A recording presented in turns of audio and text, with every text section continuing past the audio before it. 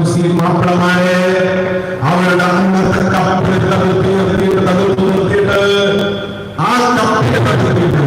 ആ കപ്പിലുണ്ടായിരുന്ന ഹാജിമാരായ ആളുകളെ, സ്ത്രീകളെയും കുട്ടികളെയും ഉൾപ്പെടെ ഒന്നിച്ച് അവരെ മുഴുവനും കപ്പലികളാക്കി വെച്ച് ആ കപ്പലിനെ തീ കൊടുക്കുന്ന ദാരുണമായ ഈ സ്ത്രീകളും കുട്ടികളും ഗാമയുടെ കാലിൽ പിടിച്ച് കരയുന്നുണ്ട്.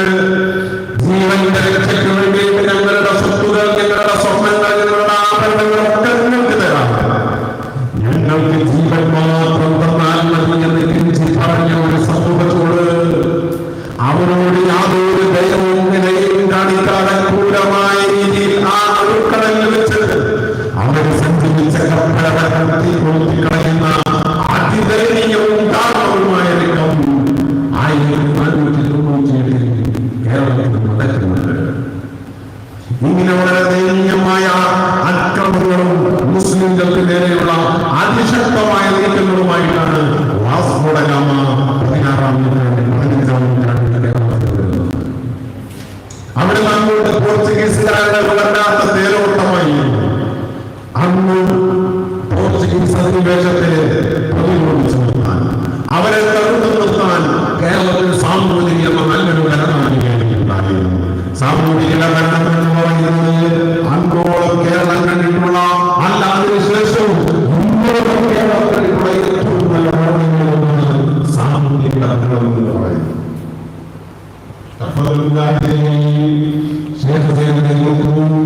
വളരെ മനോഹരമായി പറയുന്നുണ്ട്,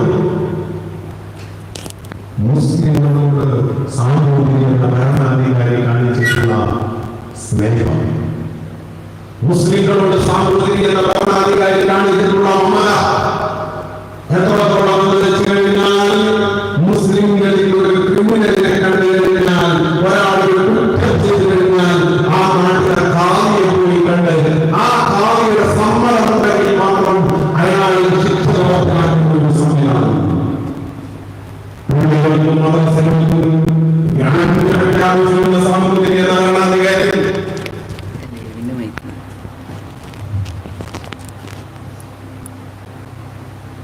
പള്ളികൾക്കും മദ്രസകൾക്കും മതസ്ഥാപനങ്ങൾക്കും ഗ്രാന്റ് പ്രഖ്യാപിച്ചിരുന്ന സാമൂതിരി എന്ന ഭരണാധികാരി അതിന് ഗ്രാന്റ് പ്രഖ്യാപിക്കുക മാത്രമല്ല, ഖാദിമാർക്ക് ശമ്പളം കൊടുത്തിരുന്ന ഒരു ഭരണാധികാരി സാമൂതിരി. മുസ്ലിങ്ങളോട് വളരെ സ്നേഹത്തിൽ എത്രത്തോളം അന്ന് ഹിന്ദുക്കൾക്ക് കടൽ കടക്കാൻ പാടില്ലായിരുന്നു. കടൽ കടക്കുന്നത് ഹിന്ദു മിത്തോളജി പ്രകാരം തെറ്റായിട്ടുള്ള മതഭ്രഷ്ട് സംഭവിക്കുന്ന ഒരു കാര്യമായിരുന്നു ഹിന്ദു മതത്തെ സംബന്ധിച്ചിടത്തോളം, അല്ലെങ്കിൽ ഈ നാട്ടിലെ ഹൈന്ദവ വിശ്വാസങ്ങളെ സംബന്ധിച്ചിടത്തോളം. അപ്പോൾ സാമൂതിരിയുടെ ഏറ്റവും നല്ല സൈന്യം എന്ന് പറയുന്നത് നാവികസേനയായിരുന്നു. കടലിലേക്ക് സാമൂതിരിക്ക് നാവികസേനയെ ആവശ്യമുണ്ടായിരുന്നത് കൊണ്ട് തന്നെ സാമൂതിരി വിളംബരം ചെയ്ത് ഹിന്ദു കുടുംബത്തിലും ഒരാൾ നിർബന്ധമായി മുസ്ലിം ആകണമെന്ന് ഹിന്ദുവായ സാമൂതിരിയുടെ പ്രഖ്യാപിച്ചു. കാരണം സൈന്യം വേണം, സൈന്യത്തിലേക്ക് ആളവരണം. അതുകൊണ്ട് തന്നെ ഓരോ ഹൈന്ദവ കുടുംബങ്ങളിലും ഒരാളുള്ളതായിരുന്നു, അല്ലെങ്കിൽ ആ നിലയ്ക്ക് ഇസ്ലാമിനെ ചെയ്യണമെന്ന് ഈ നാടിന്റെ ഹിന്ദുവായ ഭരണാധികാരി പറയത്തക്കതിൽ മുസ്ലിങ്ങൾ വളരെ നല്ല നിലക്ക് നിൽക്കുമ്പോഴാണ് ഗാമയുടെ വാസ്കോ ഡ ഗാമയുടെ കടമ്പുകളുണ്ടാകുന്നത്. ഗാമയുടെ വരവിന്റെ ഒരു ഘട്ടം കഴിഞ്ഞപ്പോൾ സ്വാഭാവികമായും മലബാറിനെ സ്വന്തമാക്കാൻ, മലബാറിനെ ഈ കേരളത്തെ അധിനിവേശം നടത്തിയിട്ട് സ്വന്തമാക്കാൻ വേണ്ടിയിട്ട് പോർച്ചുഗീസുകാരെ ശ്രമിച്ചപ്പോ സാമൂതിരിയുടെ നേതൃത്വത്തിലുള്ള ഭരണകൂടം അതിനെ ചുരുക്കുതോൽപ്പിക്കാൻ ശ്രമിച്ചപ്പോ അതിന്റെ മുന്നിൽ ഏറ്റവും വലിയ പോരാളികളായിട്ടുണ്ടായത് കേരളത്തിലെ മുസ്ലിങ്ങളായിരുന്നു, മുസ്ലിം പണ്ഡിതന്മാരായിരുന്നു, ഇവിടുത്തെ ഉലമാക്കളായിരുന്നു. അല്ലാമാ ആ സമര പോരാട്ടത്തിന്റെ മുമ്പിൽ കാണാം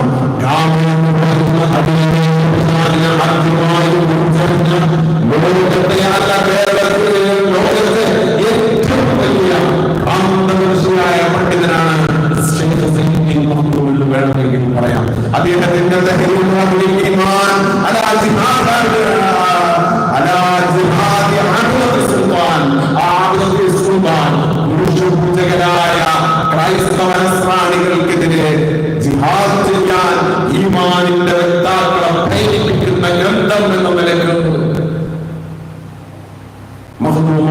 രചിച്ചിട്ടുള്ള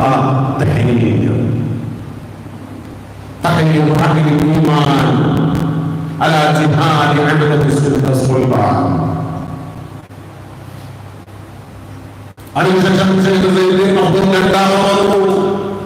മകനും രണ്ടാമതെന്നപ്പോഴും അവരോട് പോർച്ചുഗീസുകാർക്കെതിരെയുള്ള അതിശക്തമായ പോരാട്ടങ്ങളുടെ മുന്നിലാണ് നിന്നു മാത്രമല്ല അവർ ശക്തമായി പോരാടുകയും ഈ നാട്ടിലെ മുസ്ലിംകളോട് പ്രേരിപ്പിക്കുകയും ചെയ്തു.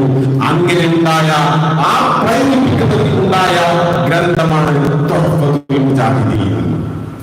തുഹ്ഫത്തുൽ മുജാഹിദിന്റെ ഏറ്റവും വലിയ പ്രത്യേകത എന്ന് പറയുന്നത് സത്യത്തിൽ അത് ചരിത്രകൃതി അല്ല. ചരിത്രം ഒരുപാടുണ്ടാകുന്നുണ്ടെങ്കിലും കേരളത്തിലെ ഇസ്ലാമിന്റെ ആഗമം, മുസ്ലിങ്ങൾ എങ്ങനെയാണ് കേരളത്തിൽ വന്നത്, ഈ നാട്ടിലെ ഹിന്ദുക്കളുടെ ആചാരാനുഷ്ഠാനങ്ങൾ, ഈ നാട്ടിലെ ഹിന്ദുക്കളുടെ ഇടപെടലുകൾ, ഇവിടുത്തെ മതങ്ങളുടെ വൈസാഖ്യങ്ങൾ, ഇതിനെക്കുറിച്ചൊക്കെ തുഹ്ഫത്തുൽ മുജാഹിദീൻ ആചാരമാണെങ്കിലും അടിസ്ഥാനപരമായി തുഹ്ഫത്തുൽ മുജാഹിദീൻ പോരാളികൾക്കൊരു സമ്മാനം അഥവാ പോർച്ചുഗീസുകാർക്കെതിരെയുള്ള പോരാട്ട രീതിയിൽ ആ പോരാളികളെ ഒന്നുകൂടി പ്രേരിപ്പിക്കുന്ന, അവർക്ക് മോട്ടിവേഷൻ നൽകുന്ന ഒരു ഗ്രന്ഥമാണ് തുഹ്ഫത്തുൽ മുജാഹിദീൻ. ആ ഒരു കാലഘട്ടത്തിൽ തന്നെ കോഴിക്കോട്ടെ ഖാദിമാർ വളരെ സജീവമായിരുന്നു. കോഴിക്കോട്ടെ ഖാദിമാരുടെ നേതൃത്വത്തിൽ പ്രത്യേകിച്ച് മൊഹീദ്ദീൻമാലയുടെ കർത്താവായി ലോക പ്രശസ്തനായിരുന്ന ഖാദി മുഹമ്മദ് തുഹ്ഫത്തുൽ മുജാഹിദീൻ രചിക്കപ്പെട്ട ഏകദേശം ആ ഒരു സമയത്ത് ഖാദി മുഹമ്മദ് മൊഹീദ്ദീൻമാലയുടെ കർത്താവായിരുന്ന ഖാദി മുഹമ്മദിന്റെ ഫത്ഹുൽ മുബീൻ എന്ന ഗ്രന്ഥം എഴുതുന്നു. അഥവാ ചാലിയം കോട്ട പോർച്ചുഗീസുകാരിൽ നിന്ന് സാമൂതിരിയുടെ സൈന്യം നേടിയ ഒരു ഘട്ടത്തിൽ സാമൂതിരി എന്ന് പറയുന്ന ഹിന്ദു ഭരണാധികാരിയെ വാനോളം പുകഴ്ത്തുന്ന, ഈ നാട്ടിൽ മുസ്ലിങ്ങൾക്ക് വേണ്ടിയിട്ട് അദ്ദേഹം ചെയ്തിട്ടുള്ള സേവനങ്ങളെ കുറിച്ച്, സാമൂതിരി ഈ നാട്ടിലെ മുസ്ലിങ്ങൾക്ക് ചെയ്തിട്ടുള്ള സംഭാവനകളെ കുറിച്ച്, മറ്റാരും സഹായിക്കാനില്ലാത്തപ്പോ ഈ നാട്ടിലെ മുസ്ലിങ്ങൾക്ക് സ്വാതന്ത്ര്യം നൽകിയിട്ടുള്ള സാമൂതിരിയുടെ ഇടപെടലുകളെ കുറിച്ച് മനോഹരമായ കാവ്യ വർണ്ണനകൾ നടത്തുന്ന ഗ്രന്ഥമാണ് ഫത്ഹുൽ മുബീൻ. ഏതായാലും അതുപോലെ ഈ സമര പോരാട്ടങ്ങളുടെ മുന്നിൽ ഈ പണ്ഡിതന്മാർ ഒരു ഭാഗത്ത് നിന്നപ്പോ കുഞ്ഞാലി മരക്കാന്മാരെ പോലെയുള്ള കുഞ്ഞാലി മരക്കാർ ഒന്നാമൻ, രണ്ടാമൻ, മൂന്നാമൻ എന്നൊക്കെ പറഞ്ഞിട്ട് നമ്മുടെ ചരിത്രത്തിൽ വായിക്കാൻ സാധിക്കും. ഇങ്ങനെയുള്ള ഒരുപാട് പോരാളികൾ, ഒരുപാട് സമരനായകന്മാര് പോർച്ചുഗീസുകാർക്കെതിരെയുള്ള അധിനിവേശ വിരുദ്ധ സമരങ്ങളുടെ ഭാഗമായി ഈ നാട്ടിലെ ഭരണാധികാരിയുടെ മുന്നിൽ നിന്നും പിന്നീട് ഈ സമരങ്ങളുടെയൊക്കെ നൈരന്തര്യം കാരണത്താൽ പോർച്ചുഗീസുകാരുടെ പിന്മാറുന്നുണ്ട്. പിന്നീട് ഡച്ചുകാരുടെ വരവുണ്ടാകുന്നു. ഡച്ചുകാരുടെ വരവുണ്ടായി. അവരുടെയൊക്കെ സമീപകാലത്തെ ചെറിയ ആ കാലഘട്ടത്തിലെ ഇടപെടലുകളൊക്കെ നടന്നു. അതിനുശേഷം പിന്നീട് ടിപ്പുവിന്റെ അധിനിവേശം ഉണ്ടാകുന്നു. മൈസൂര് കേന്ദ്രീകരിച്ച് ഭരണം നടത്തിയിട്ടുള്ള അവിടുത്തെ ഭരണാധികാരിയായിരുന്നു ഹൈദർ അലിയും ടിപ്പുവും. നമ്മളൊക്കെ ഒരുപാട് കേട്ടിട്ടുണ്ടാവും. ഹൈദർ അലിയും ടിപ്പുവും മൈസൂര് കേന്ദ്രീകരിച്ച് വളരെ മനോഹരമായ രീതിയിൽ ഭരണം നടത്തിയിരുന്ന, യഥാർത്ഥത്തിൽ ടിപ്പുവിനെ കുറിച്ചൊക്കെ ഒരുപാട് ആരോപണങ്ങൾ വരാറുണ്ട്. അവർ നിർബന്ധ മതപരിവർത്തനം നടത്തി. അവർ ഈ നാടിനെ ഇസ്ലാമീകരിക്കാൻ ശ്രമിച്ചു. അവർ ഇവിടുത്തെ ഹിന്ദുക്കളെ കൊന്നൊടുക്കി. അവർ ജിഹാദ് നടത്തി, ക്ഷേത്രങ്ങൾ തകർത്തു എന്നൊക്കെ നിരന്തരമുള്ള ആരോപണങ്ങൾ വരാറുണ്ട്. സത്യത്തിൽ ടിപ്പുവിന്റെ ഹൈദരലിയുടെ മൈസൂരിൽ അവർ ഭരിക്കുന്ന കാലത്തും അതിന്റെ പിൽക്കാലത്തും മുസ്ലിം ജനസംഖ്യ എന്ന് പറയുന്നത് വെറും 5% താഴെയായിരുന്നു. മുസ്ലിങ്ങൾ ടിപ്പുവിന്റെ മൈസൂർ സാമ്രാജ്യത്തിനകത്ത് ഈ നിർബന്ധ മതപരിവർത്തനം നടന്നു എന്ന കള്ളക്കഥകൾ നടക്കുന്ന നാട്ടിൽ വെറും 5% താഴെയായിരുന്നു മുസ്ലിങ്ങളുടെ ജനസംഖ്യ എന്ന് പറയുന്നത്. ടിപ്പുവിന്റെ പ്രധാനമന്ത്രിയായിട്ട് കൂടെയുണ്ടായിരുന്ന പൂർണ്ണയ്യ എന്ന് പറയുന്ന ഒരു ഹൈന്ദവനായിരുന്നു. അദ്ദേഹത്തിന്റെ മൈസൂരിലെ കോട്ടയിൽ നിന്ന് ഇറങ്ങുമ്പോ 1930 ജനുവരി 28 ടിപ്പുവിനെ കുറിച്ച് ഗാന്ധി ഒരു ലേഖനം എഴുതുന്നുണ്ട്. MK ഗാന്ധി, മഹാത്മാഗാന്ധി എന്ന് നമ്മൾ വിളിക്കാറുള്ള MK ഗാന്ധി ഒരു ലേഖനം എഴുതുന്നുണ്ട്. ആ ലേഖനത്തിൽ ടിപ്പുവിനെ കുറിച്ച് പറഞ്ഞിടത്ത് വളരെ മനോഹരമായി പറയുന്നുണ്ട്. ടിപ്പു ഒരിക്കലും മതഭ്രാന്തനാണെന്ന് പറയാൻ കഴിയില്ല, നിർബന്ധ മതപരിവർത്തനം നടത്തി എന്ന് പറയാനാകില്ല. കാരണം കോട്ടയിൽ നിന്ന് നോക്കിയാൽ അദ്ദേഹത്തിന്റെ മൈസൂരിന്റെ കോട്ടയിൽ നിന്ന് ഇറങ്ങുമ്പോ കോട്ടയുടെ നേരെ മുന്നിൽ കാണുന്നത് 2 ഹൈന്ദവ ക്ഷേത്രങ്ങളായിരുന്നു. അത് ടിപ്പു പണി കഴിപ്പിച്ചതായിരുന്നു. എത്രത്തോളം പറഞ്ഞു എന്ന് കഴിഞ്ഞാൽ ഇന്ത്യയിൽ ഏറ്റവും വലിയ അദ്വൈത ആശ്രമങ്ങളിൽ ഒന്നാണ് കർണാടകയിലെ ശൃംഗേരി മഠം. ഇന്ത്യയിലെ ഹിന്ദു ആശ്രമങ്ങളിലെ അദ്വൈത ആശ്രമങ്ങളിലെ 9ാം നൂറ്റാണ്ടിൽ കേരളം കണ്ട, ഇന്ത്യ കണ്ട, ലോകത്തിന് ഇന്ത്യ നൽകിയിട്ടുള്ള മഹത്തായ സംഭാവനകളിൽ ഒന്നായി പലപ്പോഴും കൊട്ടിഘോഷിക്കപ്പെടാറുള്ള അദ്വൈത സിദ്ധാന്തം. ഈ അദ്വൈത സിദ്ധാന്തത്തിന്റെ ആചാര്യനായ ശ്രീ ശങ്കരാചാര്യൻ സ്ഥാപിച്ചിട്ടുള്ള, അദ്ദേഹം നേരിട്ട് സ്ഥാപിച്ചിട്ടുള്ള ആശ്രമമാണ് കർണാടകയിലെ ശൃംഗേരി മഠം. ഈ ശൃംഗേരി മഠം പുനഃസ്ഥാപിച്ചത്, പുനർനിർമ്മിച്ചത് ടിപ്പു സുൽത്താൻ എന്ന് പറയുന്ന മുസ്ലിമായിരുന്നു. ശൃംഗേരി മഠം അദ്വൈത സിദ്ധാന്തത്തിന്റെ ആചാര്യനായ ശ്രീ ശങ്കരാചാര്യൻ സ്ഥാപിച്ച ആ മഠം തകർത്തത്, അതിനെ ഇല്ലായ്മ ചെയ്തത്, അതിനെ നാശത്തിലേക്ക് കൊണ്ടെത്തിച്ചത് മറാഠികളായിരുന്നു. മറാഠികളായിട്ടുള്ള ശിവജിയുടെ നേതൃത്വത്തിലുള്ള ഹിന്ദു സൈന്യം ആക്രമിച്ചില്ലാതെയാക്കിയ കർണാടകയിലെ ശൃംഗേരി മഠം പുനർനിർമ്മിച്ചു കൊടുത്ത ഭരണാധികാരിയുടെ പേരാണ് ടിപ്പു സുൽത്താൻ. അദ്ദേഹം കേരളത്തിലേക്ക് ഒരു പ്രത്യേക പശ്ചാത്തലത്തിൽ വരുന്നു. പാലക്കാട്ട് അന്നത്തെ ഭരണാധികാരി, അന്നത്തെ പാലക്കാട്ട് രാജാവ് സ്വാഭാവികമായും ഇവിടുത്തെ നാട്ടുരാജ്യങ്ങൾ തമ്മിലുള്ള പ്രശ്നങ്ങളുടെ പേരിൽ കേരളത്തിലെ പാലക്കാട് രാജാവ്, കൊച്ചിയിലെ രാജാവ്, കണ്ണൂരിലെ കോലത്തിലെ കൊച്ചി, അതേമാതിരി തിരുവിതാംകൂർ രാജാവ്, ഇങ്ങനെ കൊച്ചു കൊച്ചു നാട്ടുരാജ്യങ്ങളാണ് ഈ നാട്. കേരളം എന്ന് നമ്മളിപ്പോൾ മൊത്തത്തിൽ പറയാറുണ്ടെങ്കിലും അന്ന് കൊച്ചു കൊച്ചു നാട്ടുരാജ്യങ്ങളാണ്. ഈ കൊച്ചു കൊച്ചു നാട്ടുരാജ്യങ്ങളിലേക്ക് രാജാക്കന്മാർ തമ്മിലുള്ള പ്രശ്നങ്ങൾ, ഒരു രാജാവ് മറ്റൊരു രാജാവിനെ കീഴ്പ്പെടുത്താൻ ശ്രമിക്കുമ്പോ സ്വാഭാവികമായും കൂടുതൽ ശക്തിയുള്ള മറ്റു രാജാക്കന്മാരെ, പുറത്തുനിന്നുള്ള രാജാക്കന്മാരെ ഇവർ സഹായത്തിന് വിളിക്കും. അങ്ങനെ സഹായത്തിന് പാലക്കാട് രാജാവ് ക്ഷണിച്ചതിന്റെ അടിസ്ഥാനത്തിൽ മലബാറിലേക്ക് അധിനിവേശം നടത്താൻ വേണ്ടിയിട്ട്, മലബാർ കീഴടക്കാൻ വേണ്ടിയിട്ട് ഹൈദരാലിയുടെ ടിപ്പുവിന്റെ സൈന്യം ഇവിടെ വന്നു. അന്ന് ടിപ്പുവിന് പല കാരണങ്ങളാൽ ഈ നാട്ടിലെ നായർ സൊസൈറ്റി എതിർത്തു. അന്ന് ഇവിടുത്തെ ഏറ്റവും വലിയ സൈനിക സംവിധാനത്തിന്റെ മുന്നിലുണ്ടായത് നായന്മാരായിരുന്നു. ടിപ്പുവിനെതിരെയുള്ള പോരാട്ടത്തിൽ നായർ സമൂഹം മുന്നിലെത്തുന്നു. ചില മുസ്ലിങ്ങളും ടിപ്പുവിനെതിരെയുള്ള പോരാട്ടത്തിലുണ്ടായിരുന്നു. കാരണം ടിപ്പു ഈ നാട്ടിലേക്ക് വന്നത് മതം പറയാനോ മതം പ്രചരിപ്പിക്കാനോ അല്ല. സ്വാഭാവികമായും ഭരണാധികാരികൾ തമ്മിലുണ്ടാകുന്ന പ്രശ്നങ്ങളിൽ ഓരോ ഭരണാധികാരികളെ സഹായിക്കാൻ മറ്റു ഭരണാധികാരികൾ വരുന്നു എന്നതിന്റെ അടിസ്ഥാനത്തിൽ സ്വാഭാവികമായ രീതിയിൽ ടിപ്പുവിന്റെ മലബാറിലേക്കുള്ള അധിനിവേശം അല്ലെങ്കിൽ കടന്നുവരവുണ്ടായി. ടിപ്പുവിന്റെ കടന്നുവരവിൽ അദ്ദേഹം ഈ നാട്ടിൽ ഒരുപാട് നന്മകൾ ചെയ്തു. അദ്ദേഹം ഈ നാട്ടിൽ ഒരുപാട് പരിഷ്കരണങ്ങൾ കൊണ്ടുവന്നു. ആ പരിഷ്കരണങ്ങളിൽ പലപ്പോഴും ഇവിടുത്തെ നായർ സൊസൈറ്റിയെ വല്ലാതെ വേദനിപ്പിക്കുന്ന പലതും ഉണ്ടായി. അദ്ദേഹം ഇവിടെ ഭൂപരിഷ്കരണ നിയമങ്ങൾ കൊണ്ടുവന്നു. ഭൂപരിഷ്കരണ നിയമങ്ങൾ എന്ന് പറഞ്ഞാൽ അന്നോളം ജന്മിമാർ വലിയ ഹൈന്ദവ സമൂഹത്തിലെ വലിയ നായന്മാരും നമ്പൂരിമാരും ഒക്കെ കുത്തകയാക്കി വെച്ചിരുന്ന ഭൂമികള്, ലാൻഡുകള്, കൃഷിയിടങ്ങള് അത് അവരിൽ നിന്ന് പിടിച്ചെടുത്തിട്ട് പാവപ്പെട്ട കീഴാളന്മാർക്ക് വിതരണം ചെയ്യുന്ന ശൈലി കൊണ്ടുവന്നു. അദ്ദേഹം വരുന്ന സമയത്ത് ഈ നാട്ടിലെ കീഴാളരായിട്ടുള്ള സ്ത്രീകൾ അദ്ദേഹത്തെ രാജാവിനെ, മൈസൂരിന്റെ രാജാവിനെ കാണാൻ വേണ്ടി വരുമ്പോ തിരുവോരങ്ങളിൽ മാറുമറക്കാത്ത സ്ത്രീകൾ കൂട്ടത്തോളം നിൽക്കുമ്പോ അത്ഭുതഭരതനായ രാജാവ് ചോദിക്കുന്നുണ്ട്, ടിപ്പു ചോദിക്കുന്നത്, എന്ത് പറ്റിയവർക്ക്? എന്താണ് ഈ നാട്ടിലെ ആളുകൾക്ക് ധരിക്കാൻ വസ്ത്രമല്ലേ? ഈ നാട്ടിലെ സ്ത്രീകൾക്ക് മാറുമറക്കാൻ വസ്ത്രമല്ലേ?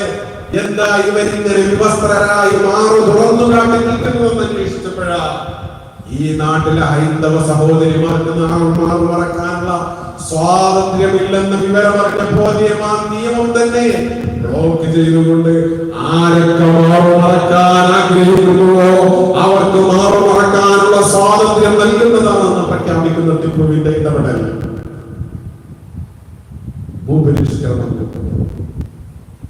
സ്വാഭാവികമായും അതിൽ അസന്തുഷ്ടരായിട്ടുള്ള അതിൽ അസംതൃപ്തി ഉണ്ടായിട്ടുള്ള നായന്മാരായിട്ടുള്ള സൈനികരായ ആളുകളെ ഇവിടെ നിന്നിട്ട് ഒളിച്ചോടിയിട്ട് അവരെ തിരുവിതാംകൂറിലേക്കും കൊച്ചിയിലേക്കും ഒക്കെ അഭയം തേടി പോകുന്ന സാഹചര്യം ഉണ്ടായി. മുസ്ലിങ്ങളിൽ ചില ആളുകൾ ടിപ്പുവിനെ എതിർത്തിരുന്നു. ഞാൻ പറഞ്ഞല്ലോ, മഞ്ചേരിയിലെ കുരിക്കൽ കുടുംബത്തിൽ പല ആളുകളും അത്തൻ കുരിക്കളെ പോലെ പ്രമുഖരായിട്ടുള്ള പലരും, ചാവക്കാട് മണത്തല ഹൈദ്രോസ് കുട്ടി മുസൈൻ മൂപ്പരെ പോലെയുള്ള പ്രമുഖരായിട്ടുള്ള മതപരമായ പശ്ചാത്തലത്തിൽ നിലനിന്നിട്ടുള്ള പലരും എതിർത്തിരുന്നു. അങ്ങനെയുള്ള സാഹചര്യം ഇവിടെ ഉണ്ടായി. ഈ ഒരു സമയത്താണ് ഇന്ത്യയിലേക്ക് കേരളത്തിലേക്ക് ബ്രിട്ടീഷുകാരുടെ അധിനിവേശം ഉണ്ടാകുന്നത്. ബ്രിട്ടീഷുകാർ ഇന്ത്യയിലേക്ക് കച്ചവട ആവശ്യങ്ങൾക്ക് വേണ്ടിയിട്ട് വന്ന് ഈസ്റ്റ് ഇന്ത്യ കമ്പനി സ്ഥാപിച്ച് അന്ന് ഡൽഹി കേന്ദ്രീകരിച്ച മുസ്ലിം ഭരണകൂടം, മുഗള ഭരണകൂടം ഏറ്റവും മനോഹരമായി നടത്തുന്ന ഒരു കാലഘട്ടം ഇന്ത്യയുടെ ചരിത്രത്തിൽ, ഇന്ത്യയുടെ നാളിതുവരെയുള്ള ചരിത്രത്തിൽ ഇന്ത്യ ഏറ്റവും സാമ്പത്തികമായി മുന്നിൽ നിന്നിരുന്ന ഒരു സന്ദർഭമായിരുന്നു. ഔറംഗസീബ് 100% കാൽഭാഗം മുഴുവനും ലോകത്തെ മൊത്തം രാജ്യങ്ങളുടെ സാമ്പത്തിക വരുമാനത്തിന്റെ 4/1 ഇന്ത്യയുടേതായി മാറിയിരുന്ന ഒരു സാഹചര്യം. ലോകത്തെ ഏറ്റവും സമ്പൽ സമൃദ്ധമായ രാജ്യമായി ഇന്ത്യ മാറിയിരുന്ന അന്നത്തെ ചരിത്രകാരന്മാരെ മുഴുവനും ലോകത്തെ റിച്ചസ്റ്റ് കൺട്രി എന്ന് പറയത്തക്ക വിധത്തിൽ ഔറംഗസീബ് അരങ്ങേറി ഇന്ത്യ ഭരിക്കുന്ന സമയത്ത് സമ്പൽ സമൃദ്ധ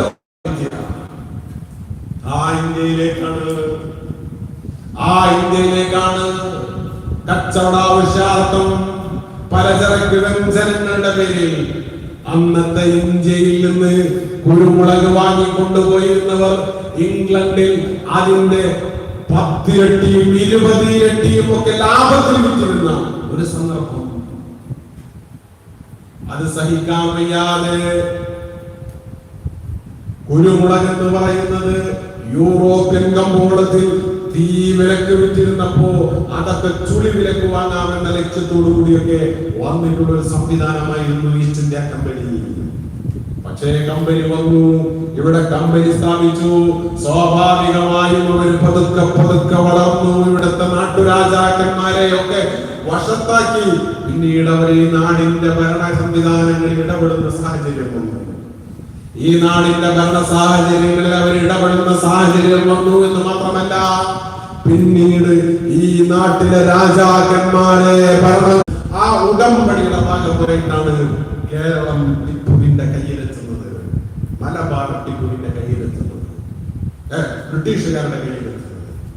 ബ്രിട്ടീഷുകാർ, ഞാൻ പറഞ്ഞു വരുന്നത്, ബ്രിട്ടീഷുകാർ നേരിട്ട് ഈ മലബാറിനെ ആക്രമിച്ച് കീഴടക്കുകയായിരുന്നില്ല ചെയ്തത്.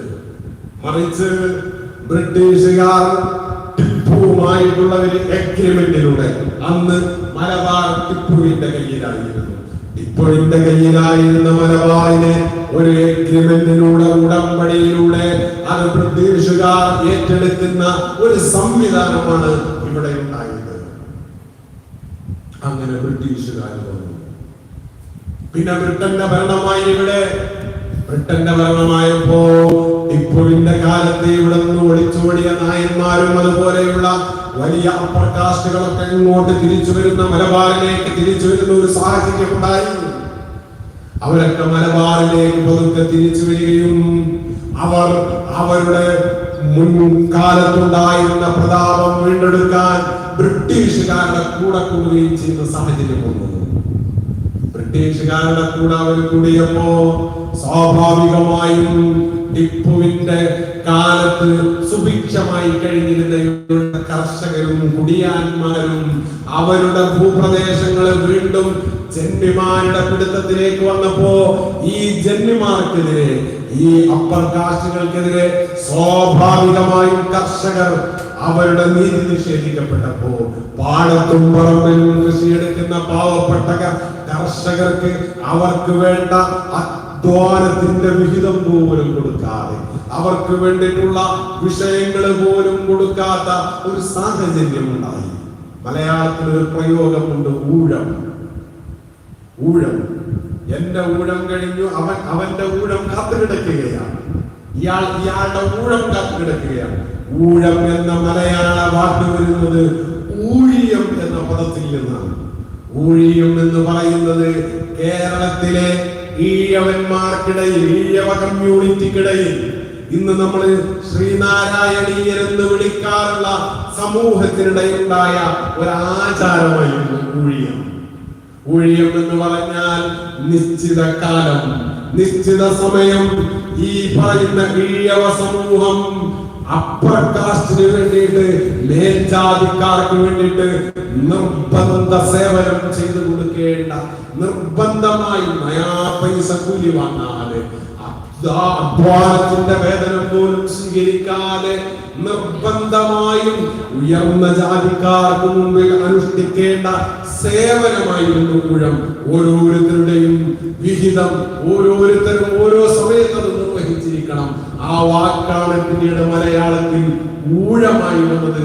ഊഴിയം എന്ന ആചാരം, അഥവാ ഒരാളുടെ സേവനഘട്ടം കഴിഞ്ഞു, അടുത്ത ആളുടെ സേവനഘട്ടം, അയാളുടെ സേവനഘട്ടം കഴിഞ്ഞു, അടുത്ത ആളുടെ സേവനഘട്ടം, ഇങ്ങനെ മാറി മാറി ഊഴിയം വരുന്നതാണ് പിന്നീട് ഭാഷയിൽ ഊഴമായി പരിഗണിക്കപ്പെട്ടത്.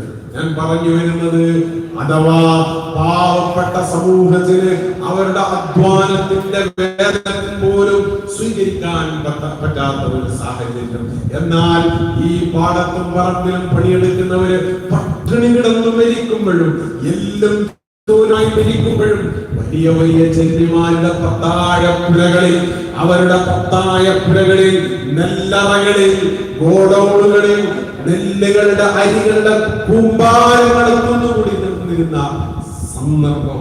അപ്പൊ സ്വാഭാവികമായും ജീവൻ പോകുന്നവന് ഘട്ടം വന്നപ്പോ പ്രതിഷേധിച്ചുകൊണ്ട് ജീവന്റെ നിലനിൽപ്പിന്, അവകാശങ്ങളുടെ സംരക്ഷണത്തിന് ഇവിടെയുള്ള പാവപ്പെട്ട കർഷകരായ ആളുകൾ ജന്മിമാരുടെ ഇല്ലങ്ങൾ കൊള്ള ചെയ്യുന്ന സാഹചര്യം ഉണ്ടായി. അവിടെ നിന്ന് ജന്മിമാരെ വകവരുത്തിയിട്ട് അവരുടെ പത്തായപ്പുരകൾ കൊള്ള ചെയ്യുന്ന സാഹചര്യം, അവർക്കെതിരെ പ്രതിഷേധിക്കുന്ന സാഹചര്യം വന്നു. ഈ സാഹചര്യത്തിൽ ജന്മിമാര് സ്വാഭാവികമായും ഈ കർഷകരെ അടിച്ചൊതുക്കാൻ, ഈ പാവങ്ങളെ അടിച്ചൊതുക്കാൻ വേണ്ടിയിട്ട് അന്നത്തെ സർക്കാരിന്റെ സ്വന്തക്കാരായിരുന്ന ജന്മിമാർ ബ്രിട്ടീഷ് സൈന്യത്തെ സഹായത്തിന് വിളിച്ചു, പോലീസിനെ സഹായത്തിന് വിളിച്ചു. കർഷകരെ, ഈ പാവങ്ങളെ അടിച്ചൊതുക്കാൻ പോലീസ് സ്വാഭാവികമായും വരുന്നു. പോലീസ് സ്വാഭാവികമായും വന്നിട്ട് ഈ പാവങ്ങളായ കർഷകരുമായി ഏറ്റുമുട്ടുന്ന സാഹചര്യം വരുന്നു. ഇങ്ങനെയുള്ള ഏറ്റുമുട്ടലുകൾ 1857 മുതൽ 1860 മുതൽ 1921 വരെ കേരളത്തിൽ നിരന്തരം നടക്കുന്നു. ഓരോ പ്രദേശത്തും കൊച്ചു കൊച്ചു കലാപങ്ങളായി, കൊച്ചു കൊച്ചു സംഘടനകളായി, സൈന്യവും മാപ്പിളമാരും, സൈന്യവും കർഷകരും, ജന്മിമാരുടെ ടീമും കർഷകരുടെ ടീമും, ഇങ്ങനെയുള്ള കൊച്ചു കൊച്ചു സമരങ്ങളും കലാപങ്ങളുമായി ഈ നാട്ടിൽ ഒരുപാട് പ്രശ്നങ്ങൾ ഉണ്ടാകുന്നു. ആ പ്രശ്നങ്ങളുടെ അവസാനത്തെ ആളിക്കത്തലായിരുന്നു 1921. ഞാൻ അവസാനിപ്പിക്കുകയാണ്. 921 പറയുന്നത്, 21 എന്ന് പറയുന്നത് ഈ സമര നൈരന്തര്യങ്ങളുടെ അവസാനത്തേതായിരുന്നു. പിന്നീട് മലബാറിൽ അങ്ങനെ ഒരു സമരം നടന്നില്ല. മുസ്ലിങ്ങളുടെ നേതൃത്വത്തിൽ അങ്ങനെ ഒരു പോരാട്ടം നടന്നില്ല. അത് കഴിഞ്ഞ് പതിറ്റാണ്ടുകൾ കഴിഞ്ഞിട്ടാണ് ഇന്ത്യ സ്വതന്ത്രമാകുന്നത്. പക്ഷേ മലബാറിലെ മുസ്ലിങ്ങൾക്ക് ഒരു സമരം ചെയ്യാൻ പോലും സാധിക്കാത്ത വിധത്തിൽ എഴുന്നേറ്റ് നിൽക്കാൻ പോലും സാധിക്കാത്ത വിധത്തിൽ 921 മലബാറിലെ മാപ്പിളമാരെ ഈ നാട്ടിലെ ഭരണകൂടം അടിച്ചൊതുക്കുന്ന സാഹചര്യം ഉണ്ടായി. അഥവാ അന്നത്തെ സമരങ്ങളുടെ മുമ്പിൽ പല കാരണങ്ങളാലും വൈകാരികത കടിക്കപ്പെട്ട ഒരു സമൂഹം സ്വാഭാവികമായും പട്ടിണി കിടന്നപ്പോ, പ്രയാസങ്ങൾ അനുഭവിച്ചപ്പോ, ദുരിതങ്ങളെ നേരിട്ടപ്പോ സ്വാഭാവികമായും സമരങ്ങൾ ചെയ്യേണ്ടി വന്നു. ആ സമരങ്ങൾ അതിന്റെ എല്ലാ നിയന്ത്രണങ്ങളും വിട്ടപ്പോ അത് സമരത്തിന് നേതൃത്വം നൽകിയവർക്ക് പോലും അതിനെ പിടിച്ചു നിർത്താൻ സാധിക്കാത്ത സന്ദർഭം വന്നപ്പോ സൈന്യം വന്നിട്ട് വല്ലാതെ അതിനെ അടിച്ചമർത്തി. അങ്ങനെയാണ് വാഗൺ ട്രാജഡി ദുരന്തങ്ങൾ ഉണ്ടാകുന്നത്. അന്തമാനിലേക്ക് മനുഷ്യരെ പച്ചക്ക് മനുഷ്യരെ നാടുകടത്തുന്ന സാഹചര്യം ഉണ്ടാകുന്നത്, ബെല്ലാരി ജയിലിലേക്ക് നാടുകടത്തുന്ന സാഹചര്യം ഉണ്ടാകുന്നത്, 10,000-കണക്കിന് മനുഷ്യരെ കൊന്നുകളഞ്ഞു 921 ആ പശ്ചാത്തലത്തിൽ. ആയിരക്കണക്കിന് സ്ത്രീകളെ വിധവകളാകുന്ന സാഹചര്യം ഉണ്ടായി. ആയിരക്കണക്കിന് സ്ത്രീകളെ സൈന്യവും പോലീസും കയറിയിട്ട് കൂട്ടബലാത്സംഗങ്ങൾക്ക് ഇരയാക്കപ്പെടുന്ന സാഹചര്യങ്ങൾ ഉണ്ടായി. ബ്രിട്ടീഷ് സൈനികന്റെ കുഞ്ഞുങ്ങൾക്ക് നിർബന്ധിതാവസ്ഥയിൽ ജന്മം നൽകാൻ മലബാറിലെ മാപ്പിള പെണ്ണുങ്ങൾ നിർബന്ധിതമാകുന്ന സാഹചര്യങ്ങൾ ഇവിടെ ഉണ്ടായി. 100-കണക്കിന് യതീമക്കളുകൾ ഉണ്ടാകുന്ന സാഹചര്യങ്ങൾ ഉണ്ടായി.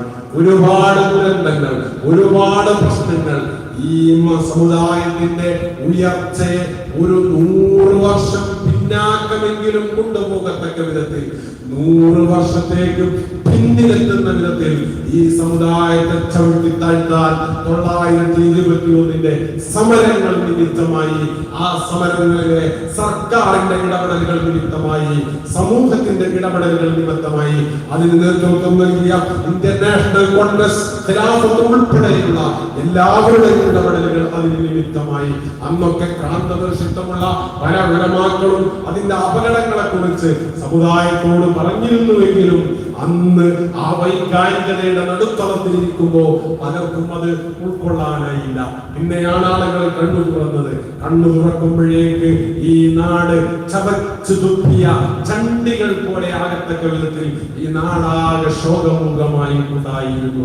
അങ്ങനെയുള്ള ദുരന്തങ്ങളുടെ, ദുഃഖങ്ങളുടെ, വല്ലാത്ത പ്രയാസങ്ങളുടെ, ചുരുക്കി പറഞ്ഞാൽ 921 നിന്ന് 2021 നമ്മളിവിടെ എത്തി നിൽക്കുമ്പോ എന്ത് സംഭവിച്ചു എന്ന് ചോദിച്ചാൽ, നമ്മൾ മലബാറിലെ മുസ്ലിം സമൂഹം 100 കൊല്ലം പിന്നിലെത്തുന്ന ഒരു സംവിധാനമാണ് 921 ഈ നാട്ടിലുണ്ടാക്കിയത്. അത്രയും പിന്നാക്കം പോയി, അടിച്ചമർത്തപ്പെട്ടു. ഒരിക്കലും ഉയർത്തെഴുന്നേൽക്കാൻ കഴിയാത്ത വിധത്തിലുള്ള സാഹചര്യം ഉണ്ടായി. അവിടെ നിന്നാണ് നമ്മൾ പതുക്കെ നിർമ്മാണാത്മക പ്രവർത്തനങ്ങളിലേക്ക് വരുന്നത്. ആ നാഥനില്ലാത്ത ഒരു സമൂഹം, അസ്തിത്വം നഷ്ടപ്പെട്ട ഒരു സമൂഹം, സ്വന്തം എക്സിസ്റ്റൻസ് പോലും ചോദ്യം ചെയ്യപ്പെട്ട ഒരു ജനത, എഴുന്നേറ്റ് നിൽക്കാൻ സാധിക്കാത്ത ഒരു ജനതയ്ക്കിടയിലേക്ക് ക്രിയാത്മകമായി അവരെ കൈപിടിച്ച് അവർക്ക് സ്വാതന്ത്ര്യം നൽകുക എന്ന ഉത്തരവാദിത്തമാണ് പിന്നെ ഉണ്ടായിരുന്നത്. പിന്നെ സമരമായിരുന്നില്ല നമ്മുടെ മുമ്പിലുണ്ടായ മാർഗം.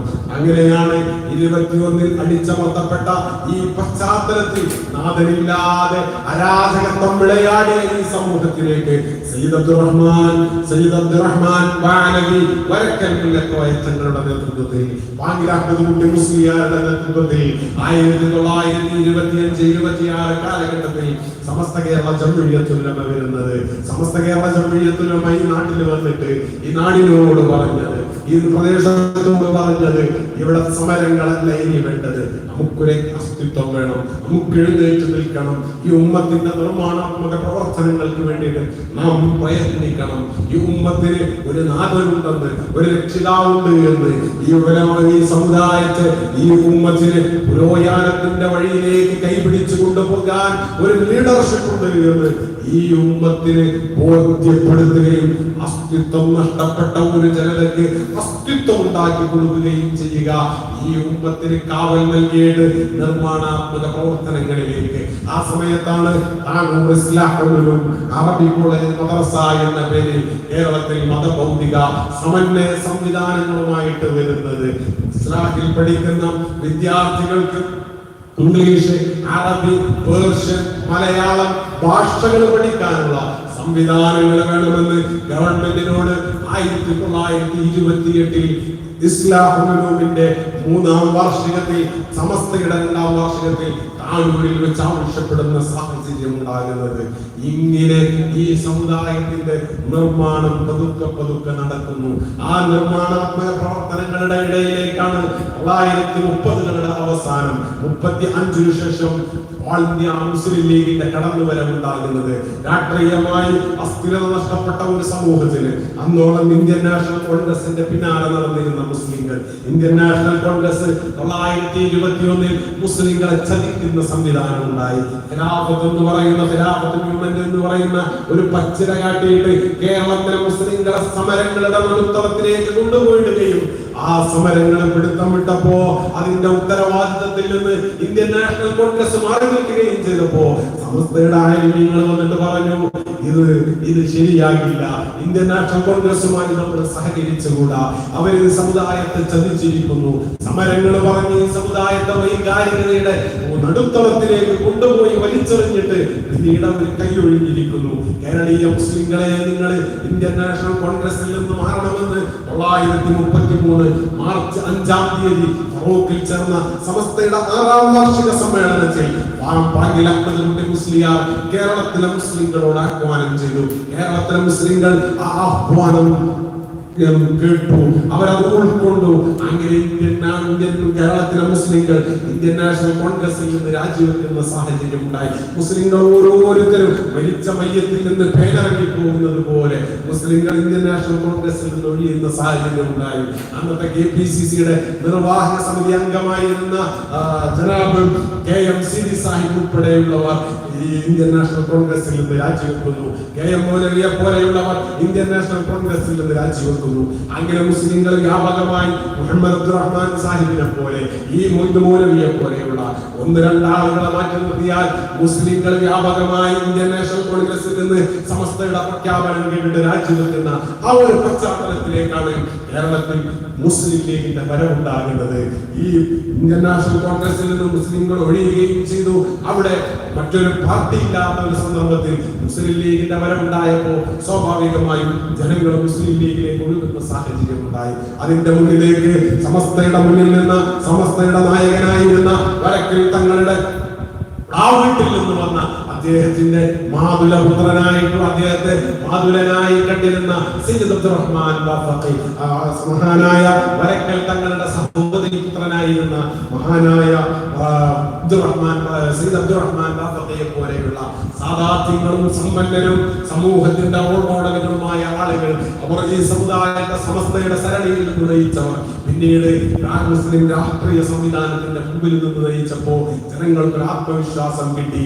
അങ്ങനെ മുസ്ലിങ്ങൾക്ക് രാഷ്ട്രീയമായ ഒരു പ്രബുദ്ധതയുണ്ടായി. അങ്ങനെ മതപരമായി ആദ്യം പ്രബുദ്ധത സമസ്തയുണ്ടാക്കുകയും ആ ഒരു ഇടങ്ങളിലേക്ക് പിന്നീട് രാഷ്ട്രീയമായ പ്രബുദ്ധത ഉണ്ടാകുന്ന സാഹചര്യം ഈ നാട്ടിലുണ്ടായി. അങ്ങനെ മതപരവും രാഷ്ട്രീയവുമായ പ്രബുദ്ധത നിലനിൽക്കുന്ന ഒരു പശ്ചാത്തലത്തിൽ അപ്പോഴും ദാരിദ്ര്യത്തിന്റെ പ്രയാസങ്ങളുടെ അരപ്പട്ടണിയുടെ മുഴുപ്പട്ടണിയുടെ കോളറകളുടെ വസൂലികളുടെ മഹാമാരികളുടെ നൈരന്തര്യം കൊണ്ട് ഈ ജനത പൊളിമുട്ടുന്ന സമയത്താണ് 1970-കളിൽ ഗൾഫിന്റെ കവാടം തുറക്കപ്പെടുന്നത്. ഗൾഫിലേക്ക് അന്ന് കള്ളലാഞ്ചിക്ക് പോയിട്ട് കടല് കടന്നിട്ട് സാഹസികരായിട്ട് നമ്മുടെ പിതാക്കന്മാര് അന്ന് ഗൾഫിലേക്ക് പോകുന്നു.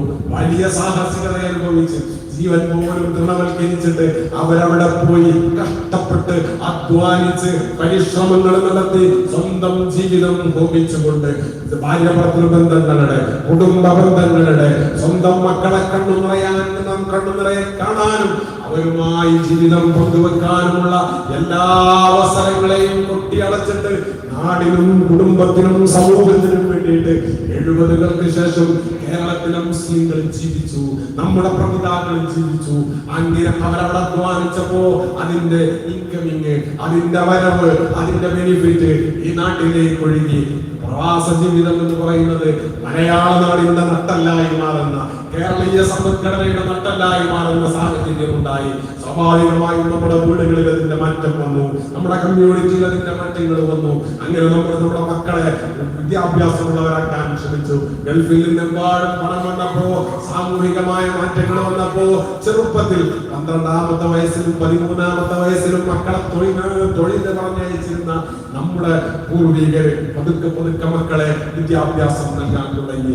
അങ്ങനെ അവർ 90-കളിൽ എത്തിയപ്പോഴാണ് നമ്മുടെ സമൂഹം വിദ്യാഭ്യാസപരമായി ഒന്നുകൂടി മെച്ചപ്പെടുന്നത്.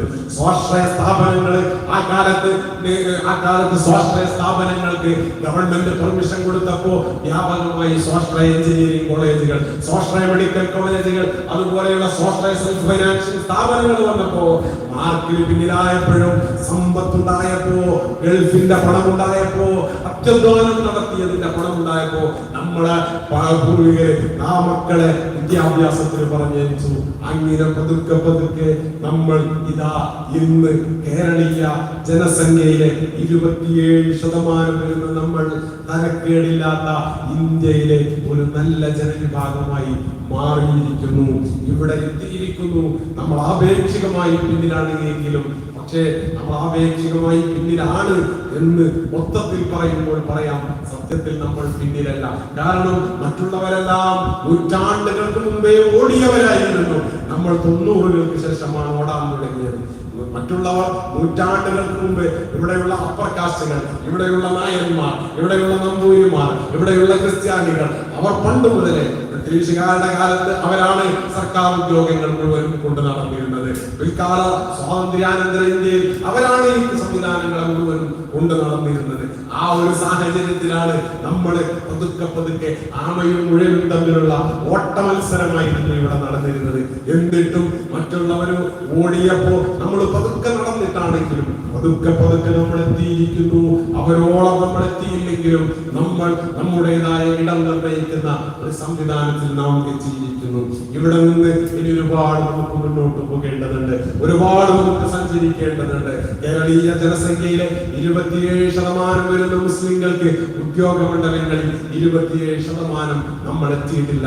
നമ്മുടെ സർക്കാർ സർവീസിലെ പ്രാതിനിധ്യം എന്ന് പറയുന്നത് -136 എന്ന് പറഞ്ഞാൽ നമ്മൾ ഇപ്പോഴും പിന്നിലാണ്, നമ്മൾ വളരെ പിന്നിലാണ്. ഈ ഒരു യാഥാർത്ഥ്യം നമ്മുടെ മുമ്പിലുണ്ട്, ഈ ഒരു വസ്തുത നമ്മുടെ മുമ്പിലുണ്ട്. എന്നാലും ഞാൻ പറഞ്ഞല്ലോ, വൈകി ഓടാൻ തുടങ്ങിയവരാണ്. അപ്പോൾ വൈകി ഓടാൻ തുടങ്ങിയവർ, മുമ്പിൽ ഓടാൻ തുടങ്ങിയവര് 80 സ്പീഡിൽ ഓടുമ്പോ നമ്മളൊരു 120 സ്പീഡിലെങ്കിലും ഓടിയാലേ നമുക്ക് നമ്മുടെ ജനസംഖ്യാനുപാതിക പ്രാതിനിധ്യത്തിനനുസരിച്ച് എത്താൻ സാധിക്കുകയുള്ളൂ. അതുകൊണ്ട് തന്നെ എന്റെ പ്രിയപ്പെട്ട കൊച്ചനുജന്മാരെ, നമ്മളാണ് നാടിന്റെ ഭാവി വാഗ്ദാനങ്ങൾ, നമ്മളാണ് ഈ സമൂഹത്തെ മുന്നോട്ട് നയിക്കേണ്ടത്, നമ്മളാണ് നാളെയുടെ പ്രതീക്ഷയും പ്രത്യാശയും എന്ന് പറയുന്നത്.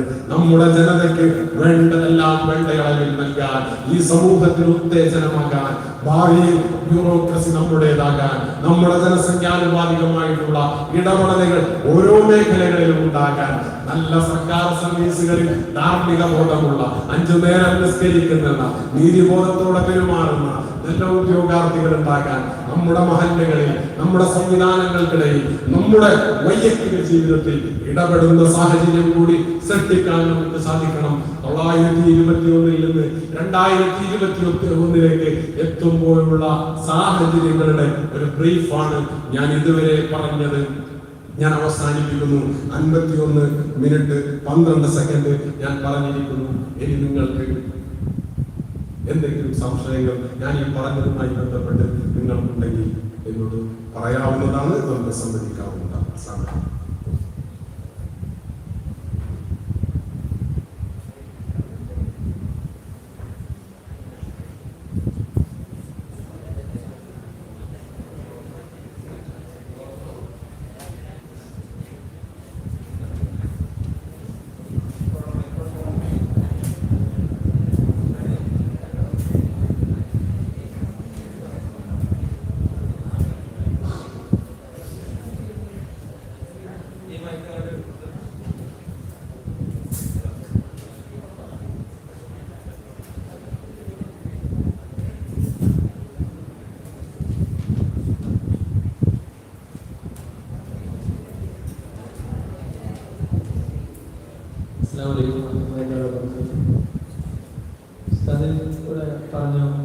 മലബാർ സമരം ഒരു 100 വർഷത്തോളം നമ്മൾ പിന്നിലാക്കിയത്. നമ്മൾ ചരിത്രം വായിക്കുമ്പോൾ നമ്മൾ കാണുന്ന ഒരു വസ്തുതയാണ്. അതായത് ഇന്ത്യയുടെ സ്വാതന്ത്ര്യ സമര പോരാട്ടങ്ങളെ കൊണ്ടല്ല ശരിക്കും നമുക്ക് സ്വാതന്ത്ര്യം കിട്ടിയിട്ടുള്ളത്. അത് രണ്ടാം ലോക മഹായുദ്ധത്തിന്റെ അനന്തരഫലം നമ്മൾ ലോകത്ത് മുഴുവൻ ആ ബ്രിട്ടീഷ് ആധിപത്യം നിലച്ചു തുടങ്ങിയപ്പോൾ കിട്ടിയതാണ്. അപ്പൊ യഥാർത്ഥത്തിൽ നമ്മുടെ വൈകാരികതയെ, വിദ്യാഭ്യാസം കൊണ്ടുകൊണ്ട് കുറച്ച് പിന്നിലാക്കുന്ന വൈകാരികതയെ ചൂഷണം ചെയ്യുകയായിരുന്നു യഥാർത്ഥത്തിൽ മറ്റുള്ള കമ്മ്യൂണിറ്റികൾ.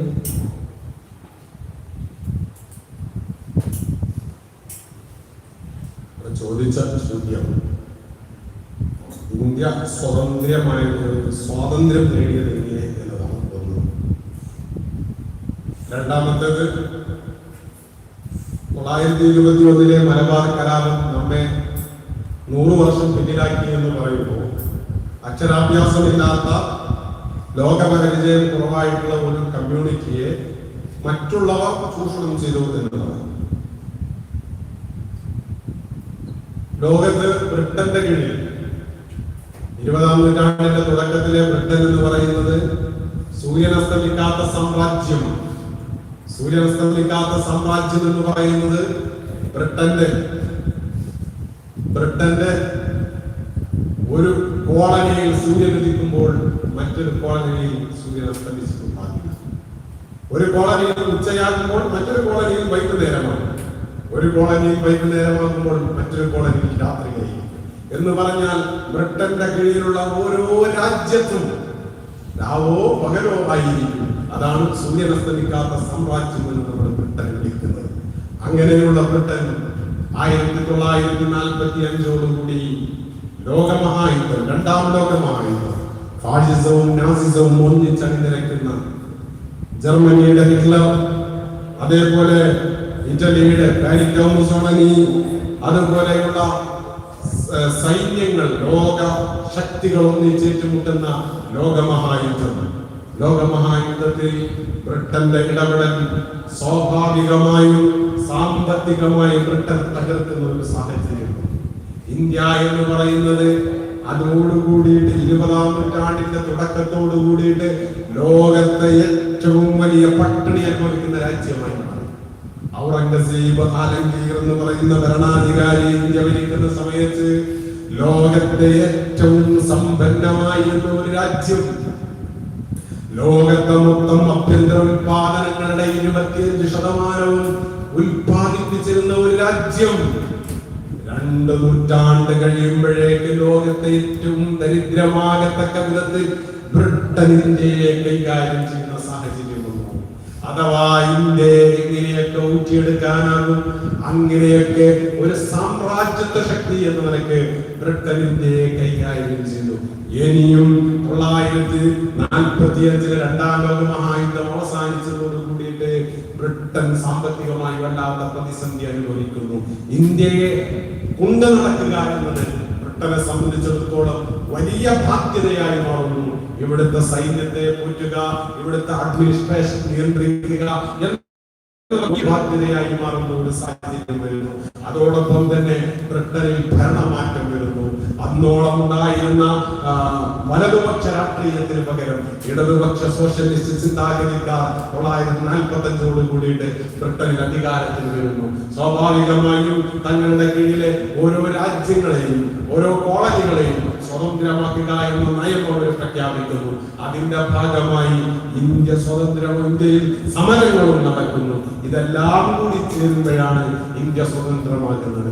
അല്ലാതെ കേവല ഉപ്പ് സത്യാഗ്രഹം കൊണ്ടോ കേവല വിദ്യാ സമരം കൊണ്ടോ അല്ലെങ്കിൽ കേവല നിരാഹാര സമരങ്ങൾ കൊണ്ടോ അല്ല ഇന്ത്യയിൽ സ്വാതന്ത്ര്യം നടന്നിട്ടുള്ളത് എന്നത് ഒരു ചരിത്ര വസ്തുതയാണ്.